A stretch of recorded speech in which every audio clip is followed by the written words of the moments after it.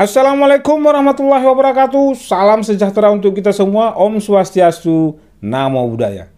Teman-teman, mari kita bicara sedikit tentang OJK, Otoritas Jasa Keuangan. Mereka ini adalah lembaga negara yang dibentuk berdasarkan Undang-Undang Nomor 21 Tahun 2011 yang berfungsi menyelenggarakan sistem pengaturan dan pengawasan yang terintegrasi terhadap keseluruhan dalam sektor jasa keuangan.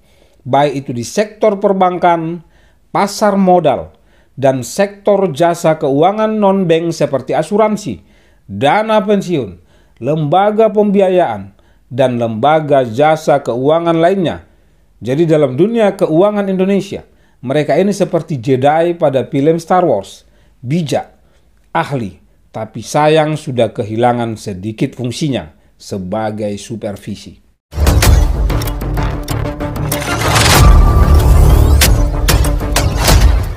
Baiklah, mari sekarang kita bahas AFPI. AFPI adalah salah satu organisasi yang bergerak di bawah pengawasan Otoritas Jasa Keuangan. Adapun kepanjangan AFPI adalah Asosiasi Fintech Pendanaan Bersama Indonesia. Pada dasarnya, organisasi ini merupakan perhimpunan beragam macam perusahaan dalam dunia finansial teknologi atau fintech.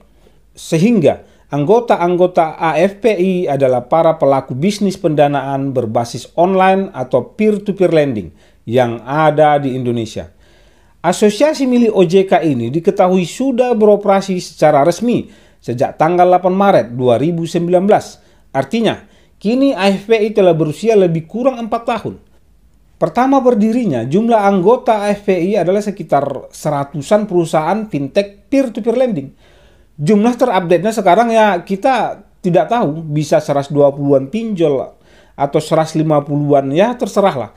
Kita tidak tertarik mengetahui itu, tapi jika teman-teman penasaran, bolehlah mengecek YouTube lain yang merasa perlu membahas jumlah terupdate para APK pinjol legal ini untuk konten. Banyak kok contohnya. Update pinjol resmi OJK 2023 atau pinjol OJK terbaru 2023. Kayak nggak ada konten lain aja ya, sampai merasa perlu mempromosikan pinjol-pinjol legal yang kelakuannya juga nggak jauh-jauh beda dengan yang ilegal. Nah, seluruh pinjol legal di bawah naungan AFPI ini telah terdaftar dan mendapat izin dari OJK.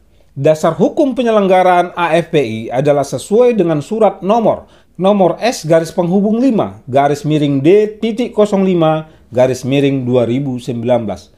Dalam surat ini dijelaskan bahwa AFPI mengemban tugas untuk mengadakan layanan pinjam-meminjam secara online di Indonesia. Lalu, di mana standar ganda OJK terhadap pinjol-pinjol legal yang berada dalam naungan AFPI ini, yang mengakibatkan terjadinya misinformasi sampai ke tahap paling bawah, yaitu kita-kita sebagai peminjam yang galbay atau gagal bayar. Mari kita kutip statement Direktur Pengaturan Perizinan dan Pengawasan OJK, Bapak yang terhormat Henrikus Pasagi. Menurut beliau, penyelenggara peer-to-peer lending hanya bisa menagih cicilan yang tertunggak maksimal 90 hari. Setelahnya, pinjaman tersebut tidak bisa ditagihkan lagi atau hangus. Konsekuensinya, nasabah peminjam akan dimasukkan ke daftar peminjam yang tidak bayar pinjaman. Mereka tidak dapat pinjaman dari peer-to-peer lending dan perbankan lagi. Sedangkan AFPI yang berada di bawah naungan atau organisasi yang ditunjuk OJK langsung mengeluarkan lampiran 3 SK Pengurus AFPI 02/2020 Poin C, angka 3 huruf D. Yang isinya, teman-teman cari tahu sendiri ya. Googling, jangan malas.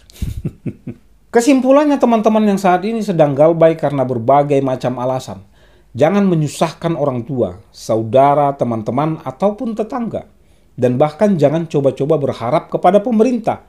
Berharap saja kepada Tuhan dengan mengintensifkan doa. Agar memberi rezeki lebih kepada kita semua. Dan jika tidak dalam bentuk rezeki, at least saya dan teman-teman diberi kekuatan hati dan kelapangan pikiran untuk melalui situasi sulit ini.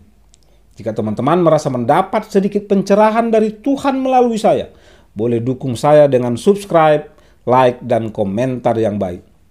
Dan silahkan bergabung pada grup Telegram kita yang link invite-nya ada di deskripsi.